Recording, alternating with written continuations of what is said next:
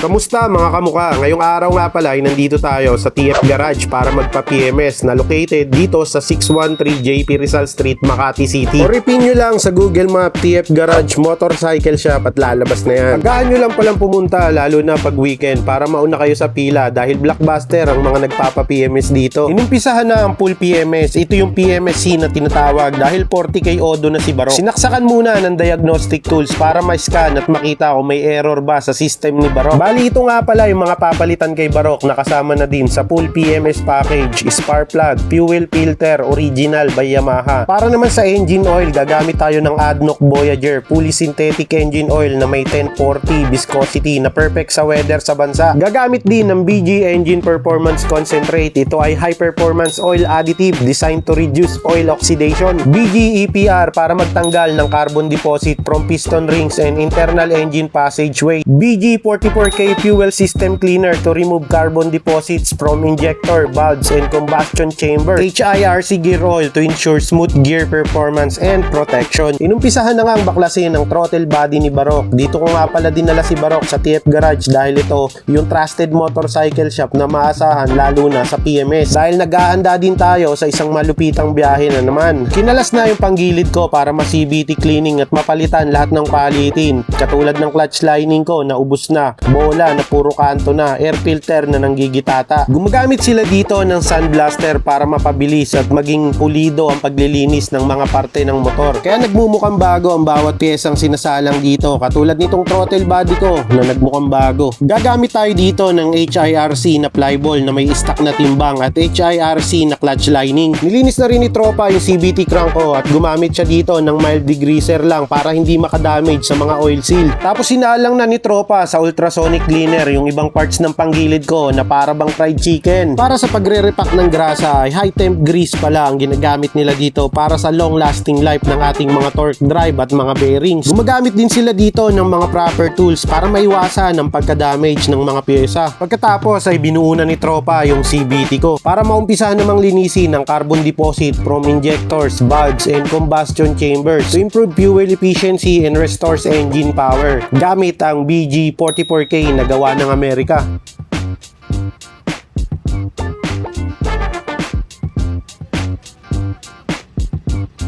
Pinaghalo na ni Tropa yung engine oil at BG Engine Performance Concentrate to reduce oil oxidation, prevent sludge, and clean engine components. Tapos sinali na ni Tropa ang quality oil na may BG Performance Concentrate. Pinatagas ang gear oil na kulay kape na at gagamit pala tayo dito ng HIRC gear oil para sa smooth na gear performance.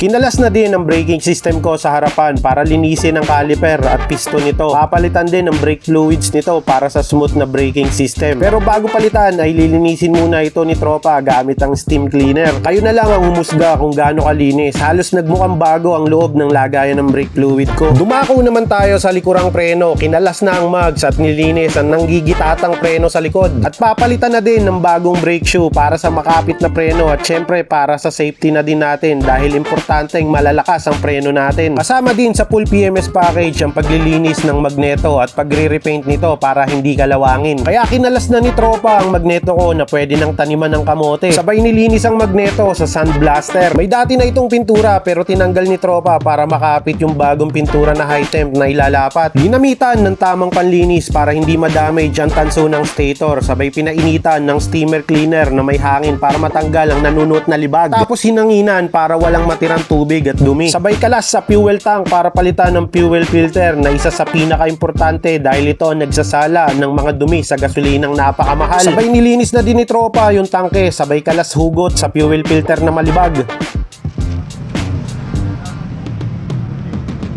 Sabay labas kay Barok para sa final touch ng paglilinis sa engine bay at buong motor. Kasama din pala sa full PMS ang car wash, kaya san ka pa? Dito ka na sa TF Garage kasi alaga ka dito.